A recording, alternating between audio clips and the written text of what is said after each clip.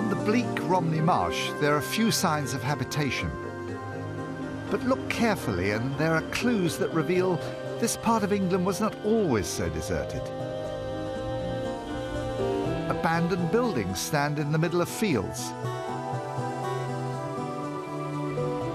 There are tales of towns drowned at sea. And all around there's evidence of a forgotten past. I've come to unravel the mystery of this haunting and empty landscape.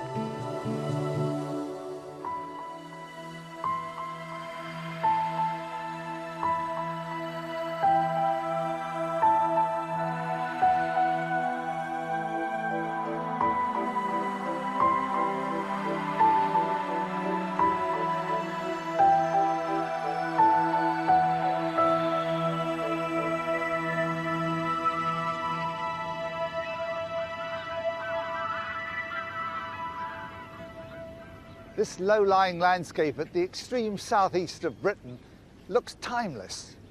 Somehow it's hard to imagine that Romney Marsh ever looked other than tranquil and deserted. But this medieval church must once have had a congregation, and there are many such ruins around here. So when did these vanished communities live here, and what drove them away? What drama or tragedy befell the people of Romney Marsh?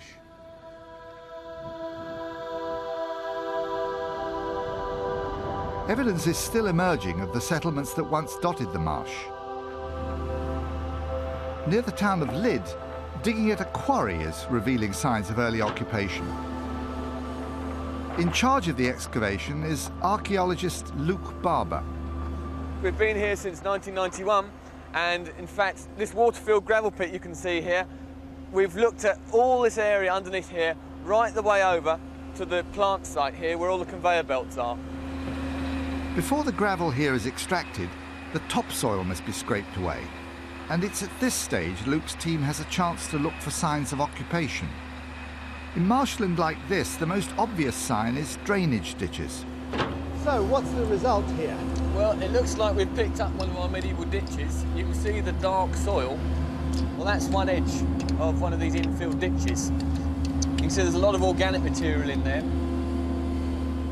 Luke's been mapping the area covered by the whole quarry. In the time we've actually been working here, you can see here's an aerial photograph. You can see all these dark lines here. These are actually infilled medieval ditches.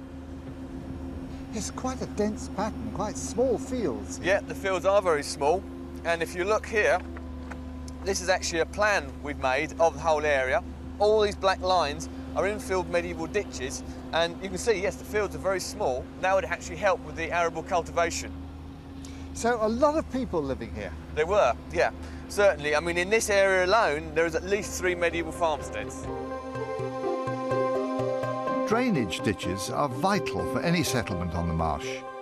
Hardly above sea level, the whole area would quickly become flooded if it wasn't constantly drained. I went to see for myself a process that's been going on for centuries.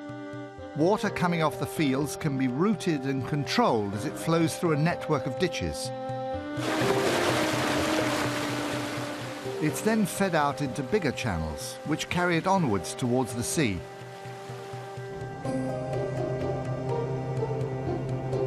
This whole part of the country, from Hythe to Winchelsea, was drained and reclaimed from the sea, turning unusable salt marsh into productive farmland.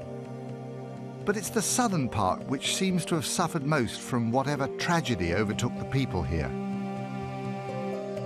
I discovered that since the 9th century, the marshes had been owned by the Priory at Canterbury. So I set off to search in the cathedral archives to find out when the southern part was first drained. There I met Jill Edison, an expert on the history of the marsh. Amazingly, some documents remain to show how this land was drained originally. What date is this? This dates from the time of Prior Wybert, between 1152 and 1167. And what this document says is, in Latin, Wybert Prior and the convent of Christ Church, Canterbury, want it known that they have given to Baldwin Skadeway and his heirs as tenants. The land of Mizzleham, which lies in the marsh, as much land as Baldwin himself can enclose and drain against the sea. Contra mare. Contra mare. So it's the start of great things on the unreclaimed marshes to the south. This was the beginning, yes. Back on the marsh, Jill took me to the very spot where history was made. This is the actual ditch that he dug. This is the actual ditch dug by Baldwin and, I think, his extended family, and still called Baldwin Sewer, a landscape that he laid out something like 850 years ago. It's marvellous, isn't it? So one has to picture little settlements dotted all over here. Yes. A very busy landscape and a much higher population than there is today. To get a better sense of the scale of what the pioneering settlers took on, Jill took me to the town of Rye, on the edge of the marsh. Not changed, Mats. I haven't been here since I was a boy. A long time back. The most amazing view. It's a wonderful sight. And that's the river running down to the sea there. That's right. And then in front of us, the marsh. Yeah. 15 miles over there to Hythe. Flat marsh. What was it that pulled people from the Weald of Kent to come out into these, what looked to be fairly hostile marshes? What really pushed them forth was the pressure of population. From 1100 onwards, the population of England was increasing, as indeed was that of Western Europe, and they needed new land. And they came down from the hills over there, and here was this great marsh, perhaps 50 square miles, there for the draining. And was it just for the agricultural land that people moved south towards the coast? Well, there were also the ports along the coast of Romney Marsh. There was Hythe, New Romney, Rye here, and Winchelsea over there. All very important ports for shipping and commerce with the continent. So this was an important part of England. Absolutely. So in the 12th and 13th centuries, the southern salt marshes were first tamed. They were transformed into successful farming settlements. It was the beginning of the distinctive and beautiful landscape we see today.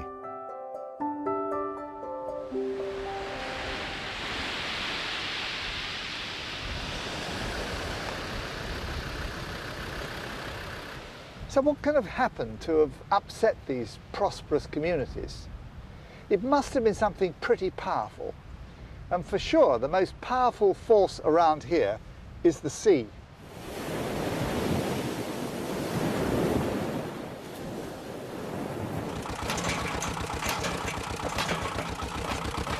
To find out how the sea and the marsh have been interacting over the centuries, I met up with geologists who are surveying the ground that runs along the coast. Andy Plater from Liverpool University is one of those leading the research. This is a way of exploring how the marsh built up, is it? That's right. What we're able to do here is to penetrate further and further into the soil to establish what material we have. And if you just take a look, we've got some examples here of some gravel that we find maybe about a metre or so down. Well, that looks like a beach. That's exactly what it is. It's beach material, rounded as a result of the influence of waves knocking the individual pebbles together continuously. So the sea was up here, and is there any way you can get a date on when the sea was here? We can obtain ages which suggest that the shingle arrived in this particular location sometime between 6,000 and 4,000 years ago. The sea builds up a bank, does it, as it's got a bank out there now, and then gradually soil builds up behind it. Behind the gravel bank, we've got quiet water, almost like a lagoon. And in that quiet water environment, The sediments that build up are much finer grained, silts and clays, which settle in that quiet water. So over thousands of years, gradually the sea has moved the shingle around and Romney Marsh has slowly built up. The whole history of the marsh has been related to this change in the shape and the position of the coast. So the shingle bank barrier along the coast is always on the move, as I discovered out in Rye Bay. Out here it's so easy to get an impression of the colossal power of the sea. It's driving this shingle eastwards constantly, longshore drift. And just as constantly, these machines are picking up the shingle and carrying it back a couple of miles westwards. I could see that an effective barrier against the sea, such as a shingle bank, has always been vital to the survival of the marsh communities. But maintaining it must have been a lot harder back in the 13th century. It must have been very vulnerable, especially during violent storms. And we know that these were particularly stormy times. There are some surviving eyewitness accounts, one of them by a travelling monk called Matthew Paris. He records that on October the 1st, 1250, there was a colossal storm. The troubled sea crossed its usual bounds, flowing twice without ebbing, and gave forth such a horrible roaring and crashing that it resounded in places remote from it.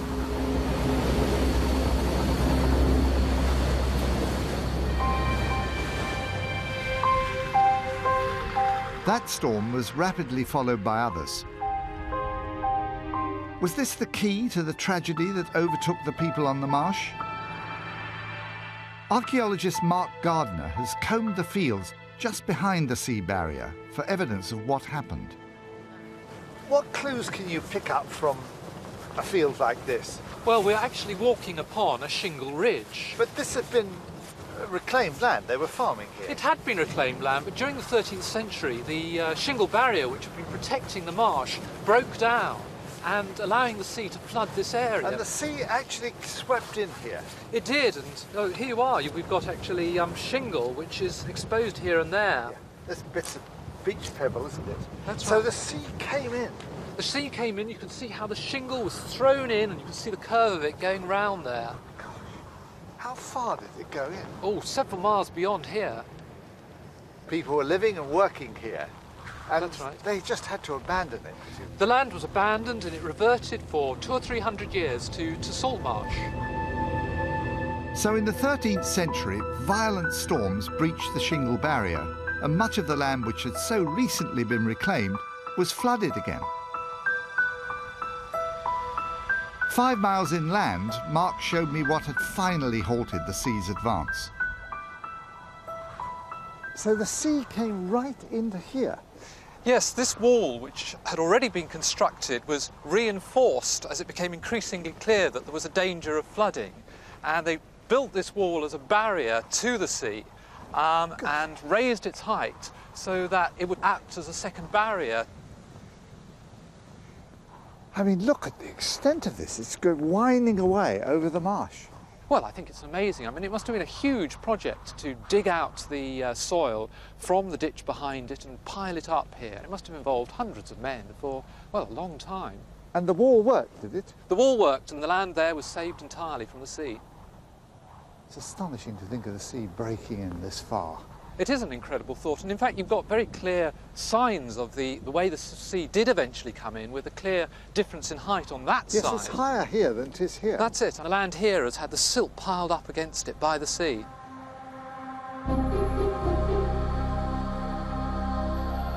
People living on the flooded land must have been driven back to the other side of the wall, or up onto the Weald of Kent.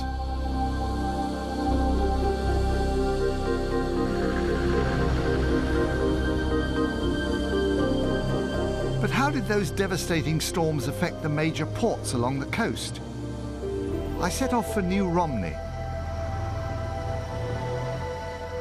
Well, there's no sign of a port here today. In fact, it's very hard to believe New Romney ever had a harbour. The sea's over a mile away in this direction.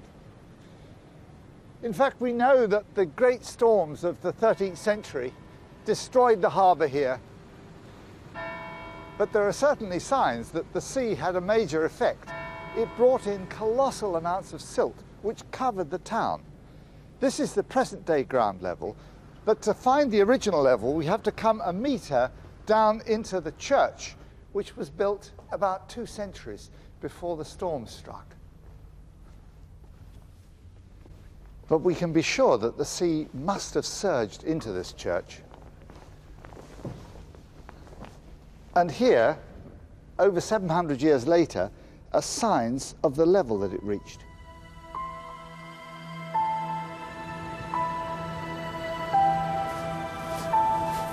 The succession of storms in the late 1200s had an even more dramatic effect on another of the ports on the marsh.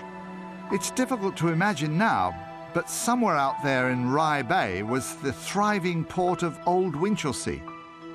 No sign of it remains now. So what happened to the inhabitants? Well, there still is a town of Winchelsea on the edge of Romney Marsh, a new town built to house people displaced by the sea. At the local museum, I arranged to meet historian David Martin. This is a late 16th century map, long after Winchelsea had disappeared. To orientate yourself, there's Rye there, and if you look a couple of miles to the southeast, there marked on this plan is part of the site of Old Winchelsea drowned with the sea. Then if we come in through the estuary and up the River Breed, right in the corner of the map here, there is New Winchelsea shown, with its grid system, with its defences, still intact. So that's a 13th century new town. Yes, indeed, yeah. How did that come about? Well, it was Edward I. He realised that the old site was just too important to lose. So he compulsorily purchased the hill over a couple of miles to the west, instructed commissioners to lay out the grid and lay out the streets. That was in 1280. And in 1288, it was handed over to the mayor and juris. And this is the layout of that plan.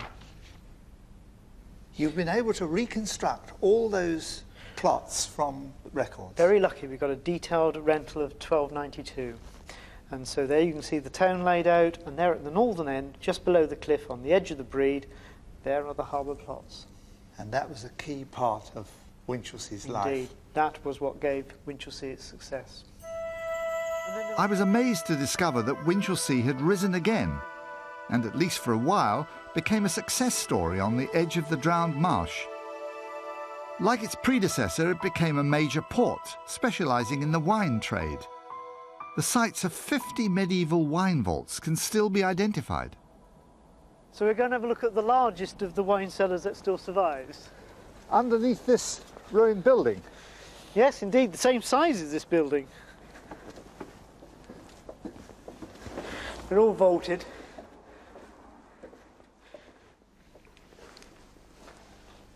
What a place. I mean, it's on a ecclesiastical scale, isn't it? I mean, proper vaulting. Yes. Oh, yes. It shows the investment in the wine industry. We're talking about a major industry. 14,400 hogsheads coming in 1 8-month period. Now, that doesn't mean much to us. But if I was to say 4.5 million bottles of wine being brought in, this is not just for local consumption. But Winchelsea's clearly no longer the bustling port it once was. There's now no trace of the harbour on the River Breed down at the bottom of the hill. David explained that it's silted up. This is all that's left of the River Breed now. Yes, that's all that's left. As the river silted up, the town failed. It relied upon this river for its trade. I mean, when it was originally founded, along underneath the hill there were 82 private wharfs, which is where all the wine was being brought in. So you've got to imagine a lot of activity along the underside there. 82 separate wharfs here, with quite big boats coming up. Yes, 200 tons plus coming up here. And in naval terms, one of the 3 major ports of England. So how long did their period of prosperity last? About 40, 50, 60 years at the most. Very short time. Very short time for its period of greatest prosperity, yes. It's remarkable to think that this was once one of the most important ports in the country. But after only half a century or so, the sea which had destroyed old Winchelsea now left the new town high and dry. And that still wasn't the end of the town's misfortune. What happened to Winchelsea after the collapse of the port? Well, unfortunately, the Black Death came along. That's all they needed. Exactly. We know before the Black Death, virtually no desertion. After the Black Death, virtually half the plots are standing empty. David took me to the edge of the present town, through the fields and woodland where once stood a busy market square. Half a mile further on, we reached the town's southern gate. Here were the outer defences of a shrunken port whose fortunes had sunk to a desperate low. Today, Winchelsea is about a third of its original size. Trees mark the boundary of the medieval port, first rebuilt on the hill, then deserted by the sea, and finally struck by disease. Of course, the Black Death didn't just affect Winchelsea. It spread through Romney Marsh as it spread through the rest of the country. Our evidence for this comes from the deaths of the clergy, the only group for whom records survive. One begins to feel that the poor people of the marsh were struck by disasters of almost biblical proportions. Floods, plague. I can understand why some churches lost their congregations. But what about all that land flooded in the 13th century storms? When did things improve on the marsh?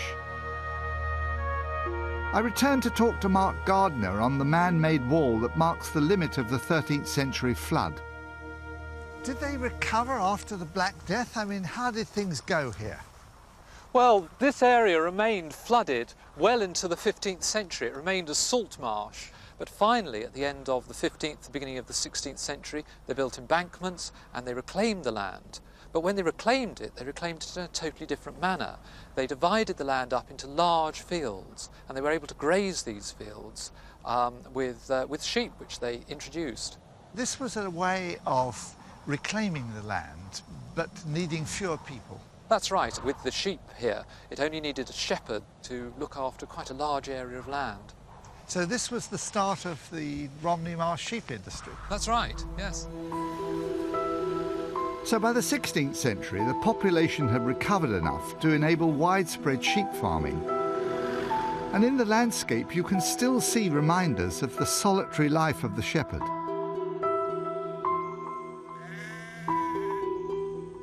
During the lambing season, they needed to be out with their lambs. And so the shepherds, the lookers, built these huts and they would live here for weeks on end during the lambing season. That's charming, isn't it? Come on in. Good and warm inside too. Yes. Very sweet place, isn't it? It's lovely and, you know, you can imagine living here, can't you? Oh, yeah. Because this is a fairly modern one. Well, this one's been rebuilt, in fact, but we know that they had similar buildings in the 19th and indeed the 18th century, and they would have had something similar going back even earlier than that. So I get this picture of little lookers' huts dotted all around the marsh. Lots of sheep, but not very many people. So for hundreds of years, this landscape took on a different appearance, dominated by sheep, long enough for a distinctive breed to develop. Jonathan Cole farms here today. So this is a real Romney? Yes, this is a pure Romney. Yeah. Yep. It's quite a heavy breed, isn't it? Yep, they're one of the larger breeds of sheep, yes. Yep, yeah. With a good fleece of wool, as you can see.